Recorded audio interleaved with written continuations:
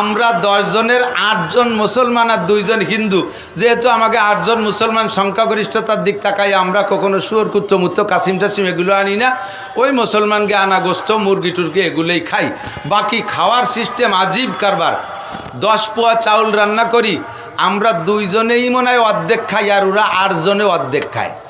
তারপরও আমাকে পেট ভরে না। ঘটনা বুঝতে পারলাম না। আমরা 5 জন সব প্লেটে নিয়ে তামুক মাহানুর মতো $2 দিয়ে এত কটা হয়ে যায়, 3 নেলায় তা শেষ। আর মুসলমানরা এত কটা নেয়, তাই গুনিয়ে গুনিয়ে খাতি খাতি তাকে বলে পেট ভরে যায়।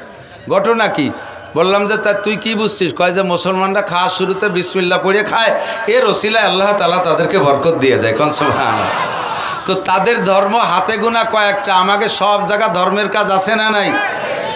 এই পূর্ণাঙ্গ ধর্ম দিয়ে আল্লাহ তাআলা কোরআনে কারীম নাজিল করেছে। কোরআন শরীফ শুধু নামাজের জন্য নয়, কোরআন শরীফ শুধু রোজার জন্য নয়, কোরআন শরীফ শুধু হজের জন্য নয়, কোরআন শরীফ শুধু যাকাতের জন্য নয়, কোরআন শরীফ শুধু রমজানে তিলাওয়াতের জন্য নয়।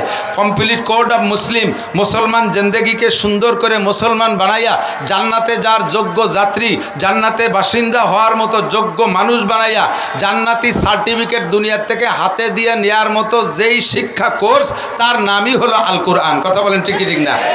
তো এই কোরআন শরীফটা আল্লাহ তাআলা আদম আলাইহিস সালামের কাছে যদি দিতেন, তাহলে মাঝখানে এই 303 আর বাকি 103 খান লাগতো না।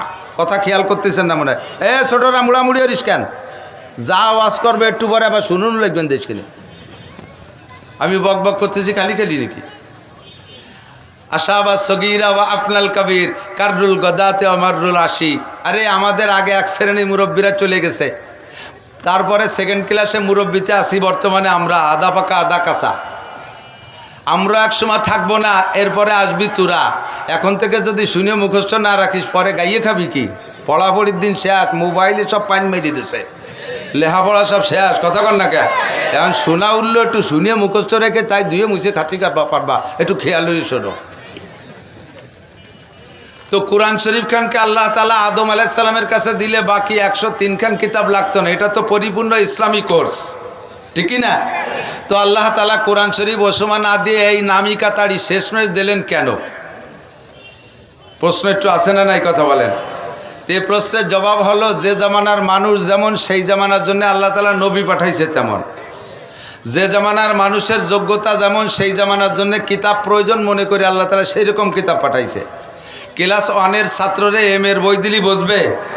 এম এ ক্লাসের ছাত্ররে 1-2 বই ভর্তি দিলি পড়বে? সে তাতে তার চাহিদা মিটবে না। আদম আলাইহিস সালাম থেকে নূহ আলাইহিস সালাম পর্যন্ত প্রাইমারির যুগ চলে গেছে। সে সময় যতটুকু বইয়ের দরকার আদম আলাইহিস সালামকে আল্লাহ তাআলা দিয়েছিলেন।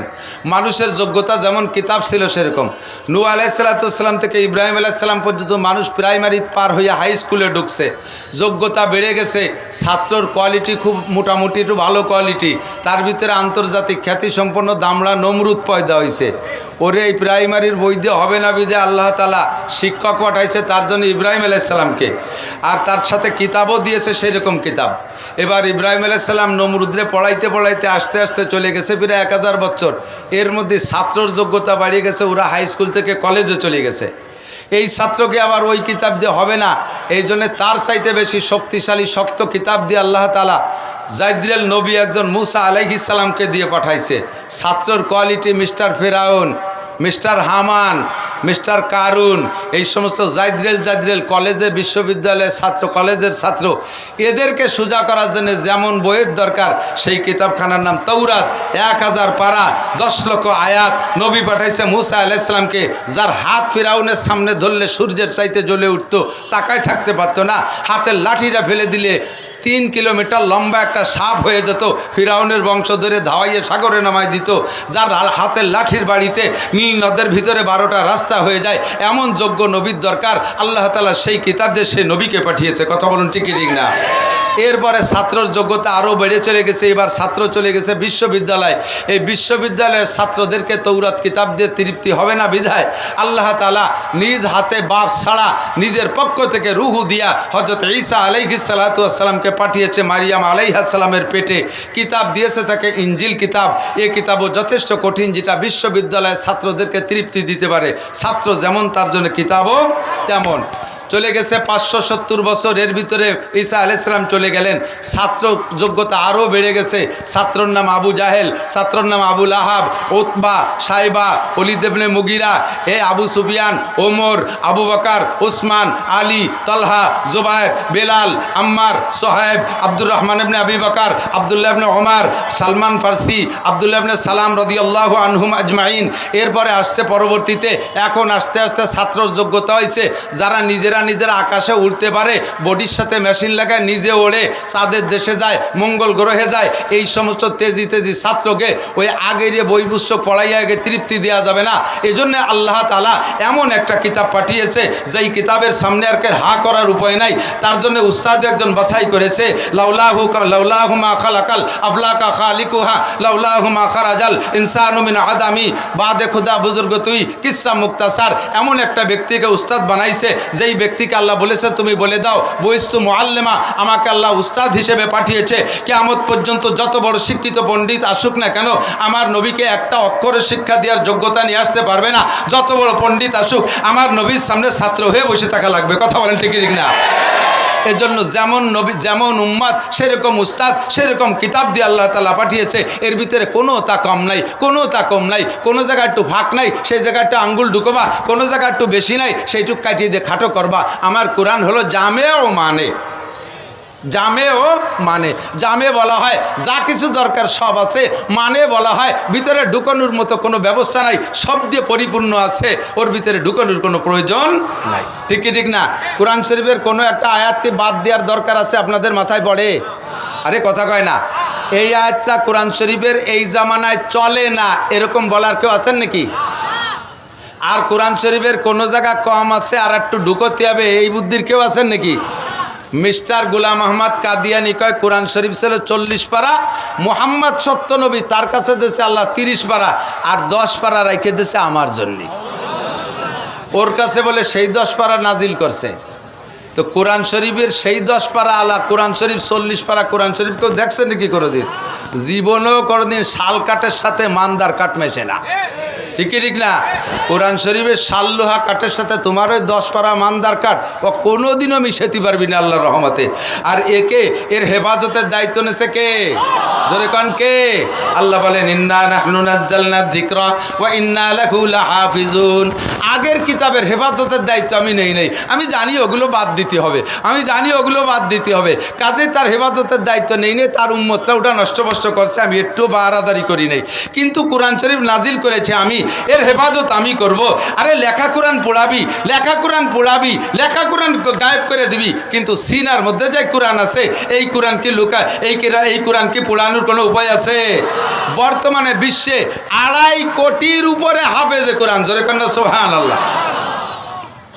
ইটালিতে এক ডিস্ট্রিক্ট ইনচার্জ, তাকে কি বলে ডিস্ট্রিক্ট কমিশনার, ডিসি। আমাদের বাংলাদেশে ডিসি বলে, ওখানে কি বলে তা জানি না, আমি গল্প শুনেছি। যার সাথে ঘটনা সেই আমাকে বলেছে যে হুজুর আপনি এই কথাটা বলবেন, আপনার খেলাফতি দিলাম। তো ডিস্ট্রিক্টের ইনচার্জ ডিসি সাহেব ওনাকে বলছেন যে আমি নিজে খ্রিস্টান, এই মুহাব্বতের সাথে খেয়াল করেন, আমি নিজে খ্রিস্টান, তবে আমার একটু শখ জাগছে 4 ধর্মের বিতর্ক অনুষ্ঠান করব। 4 ধর্মের, দুনিয়ায় 4টে ধর্ম বেশি প্রসিদ্ধ, এই 4 ধর্মের বিতর্ক অনুষ্ঠান করবে। এদিক খেয়াল করেন, 1 নম্বরে মুসলমান, 2 নম্বরে খ্রিস্টান, 3 নম্বরে বুদ্ধ, 4 নম্বরে হিন্দু। এই 4টে ধর্মের আমি বিতর্ক অনুষ্ঠান করব। তো ডিসি সাহেবের ডিসি কোর্টের ভিতরে এই অনুষ্ঠান। তো উনি 3 জন সংগ্রহ করছে, খ্রিস্টান পাদ্রী একজন, বুদ্ধকে মন্দির থেকে এই চায়নাতে এক নেড়ার এনেছে, আর হিন্দুকে মন্দিরতে ইন্ডিয়াতে এক ঠাউর এনেছে। এই 3টেই কায়সামারি পণ্ডিত। এবার যিনি বলতেছেন, আমাকে চন্দ্র দিগেলে বাড়ি, উনি বলেন যে আমারে দায়িত্ব দিয়েছে, ডিসি সাহেবের সাথে আমার সম্পর্ক ভালো, আমারও বলছে যে জনাব মুসলমান একজন আলেম আপনি সংগ্রহ করেন, আমার এখানে প্রতিযোগিতা হবে, বিতর্ক হবে। তো ওনার 3 জন উনি আনছে, আমি খুঁজতে লেগে গেলাম পুরো ইটালিতে। তো সবে মাত্র বাংলাদেশ থেকে 1 বছর আগে একজন আলেম আসছে, উনি কি যেন নাম বলছে আমি ভুলে গেছি, হাফেজ, হাটাজারির থেকে মৌলানা, তামিরুল মিল্লাত ঢাকার আলিয়া মাদ্রাসা থেকে কামিল পাস, ঢাকা বিশ্ববিদ্যালয় থেকে ইংলিশের পর মাস্টার্স। তাহলে সব আছে না, সবটাই পারদর্শী, কিন্তু ইটালিয়ান ভাষা এখনও ধরে পারে নাই। উনারে সংগ্রহ করে নেছে। এবার 4 জনের বিতর্ক অনুষ্ঠান। প্রথমই দায়িত্ব দেশে হিন্দুরে, হিন্দু ঠাকুরে বলছে, ঠাকুর মশাই তুমি তোমার ধর্মের প্রাধান্যতা যতভাবে পারো দলিল আদিল্লা দিয়ে যত সময় লাগে, আজকে সময় উন্মুক্ত, এবং পাশে যারা আছে তারা কানলো না, হাসলো, মরলো না, বাঁচলো, ওয়া দেখা দেখি নেই, এমনভাবে বক্তব্য দেবা যে তোমার ধর্মই দুনিয়ায় ধর্ম, আর অন্য কোনো ধর্ম কিছু না, তা জিরো। এমনভাবে বক্তব্য দিবা যাতে তারা আর কথা বলতে সুযোগ না পায়। তাতে যদি ওই 3 জন পলায় চলে যায়, যাক। হিন্দু মুসাইরে যখন অনুমতি দিয়েছে, হিন্দু ঠাকুর এভাবে বক্তব্য ঝাড়ছে। তো যিনি বলতেছেন উনি বললেন যে এই ঠাকুরের হিন্দু ধর্মের মহত্ব বক্তব্য শুনে আমি নিজেই বিভ্রান্ত হয়ে গেছি। আমারই ভয় লাগতেছে, আল্লাহ কি মুসলমান ছাড়িয়ে দিয়ে হিন্দুই ওয়া লাগে নাকি, আল্লাহ জানে। এ ঠাকুর এত জানে কিভাবে যে বলল।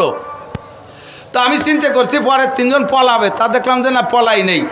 উনি ছেড়ে দেওয়ার পরে এবার বুদ্ধ নেড়ারে দায়িত্ব দিয়েছে, তোমার দায়িত্ব 2টা, এই ঠাউরে কাটবা আর সামনের জনের দরজা বন্ধ করবা। সেও ভালো পণ্ডিত, এমনভাবে জানছে হিন্দু কোন জায়গায় যে বলাবে তার হদ খুঁজে পাচ্ছে না, তার ধর্মরে জিরো বানায় দিয়েছে। আর সামনে বক্তব্য রাখবে খ্রিস্টান যিনি, তাকে এমনভাবে দরজা বন্ধ করছে কেমন যেন এখন বুদ্ধই হতে হবে সবাই। ওনার বক্তব্য শেষে এবার পাদ্রী, 3 নম্বর বক্তা পাদ্রী খ্রিস্টানরে বলছে যে তোমার দায়িত্ব আগে 2 জনরে শেষ করবা, আর পরে মৌলবী যেন কথা না করতে পারে, পিছন দিয়ে বলাই যায়, খোলামেলা কথা। এবার ওকে 2 জনের ধর্মীয় গ্রন্থ তো আসমানি কিতাব না, হিন্দু বুদ্ধকে। খ্রিস্টানের তো কি আছে, ইঞ্জিল আছে, তার তো কিছু দলিল আছে। সে এমনভাবে ছাড়ছে যে আগে 2 জন শেষ, সামনে মৌলবী মনে আর কথা বলতে পারবে না।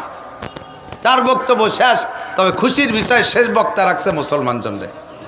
এবার উনি বলতেছে, হুজুর আপনার দায়িত্ব 3 জনরে শেষ করবেন। আমি খ্রিস্টান, আমারে বলে ভয় পাবেন না, আমি ডিসি, আমারে বলে ভয় পাবেন না, আপনার কাজে আপনি ছাড়বেন, আপনার ধর্মই সঠিক প্রমাণ করে ছাড়বেন, নইলে কিন্তু এ জায়গায় বিপদ আছে।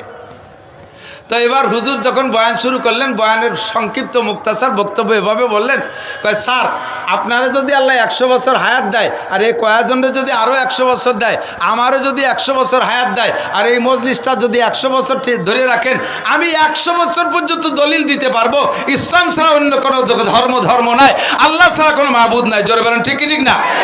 আমি 100 বছর দলিল দিতে পারবো, আমার একটু দলিলই কম হবে না ইনশাআল্লাহ। তবে এত দলিল দেব না, আমি ছোট্ট একটা দলিল দিই। স্যার এই আমরা 4 জনের ধর্মগ্রন্থ আছে, 4 জনের আছে, হিন্দুদের আছে, বুদ্ধর আছে, খ্রিস্টান আছে, আমার আছে কোরআন। আপনি একটু বলেন এই 4 জনই চেষ্টা করি, দুনিয়ায় যত লিখিত ধর্মগ্রন্থ আছে যার যার ধর্মের সবগুলোই আপনার কাছে জমা দেবে। আপনি সাগরে ডুবই দেবেন, অথবা মাটিতে পুঁতে দেবেন, অথবা আগুন দিয়ে পোড়ায় দেবেন, আমারও যত কোরআন আছে সমস্ত কোরআন পোড়ায় দেবেন। সব কিতাব পোড়ানোর পরে, সমস্ত যার যার ধর্মীয় গ্রন্থ পোড়ানোর পরে এবার ওনাদেরকে দায়িত্ব দেন, আমারও দায়িত্ব দেন, যার যার ধর্মগ্রন্থ যেমন ছিল হুবহু একাকার লিখে দেখাতে হবে। যদি পারে তাহলে আমারটা আমি লিখবো না, আমি চিরতরে সারেন্ডার করব। বলেন অনুমতি দেন, হুকুম দেন। এবার ডিসি সাহেব বলতেছে, মৌলভী সাহেব কী করলো, পারবেন? সবাই পারবেন? ওরা কয় স্যার আপনার ভাই ধরে আমাকে বইখান পোড়াইয়েন না, এই একটু ধুয়ে মুছে বুড়ো আঙ্গুল না চাই খাই বেড়াচ্ছি, যদি পোড়াই দেন তাহলে আর ভাত হবে না। হুজুর বললেন সারা দুনিয়ার কিতাব পড়ায় দেন, সারা দুনিয়ার কোরআন পড়ায় দেন, আমাকে মাত্র 1 ঘন্টা সময় দেবেন, আমি 1000-এর উপরে কপি হুবহু কোরআনে কারীম লিখে দেখাইতে পারবো। ইন্না নাহনু নাযালনা যিকরা ওয়া ইন্না লাহু লাহাফিজুন। ও দোস্ত, যত ষড়যন্ত্র করো আমার কোরআনকে দুনিয়া থেকে মুছে দিতে পারবে?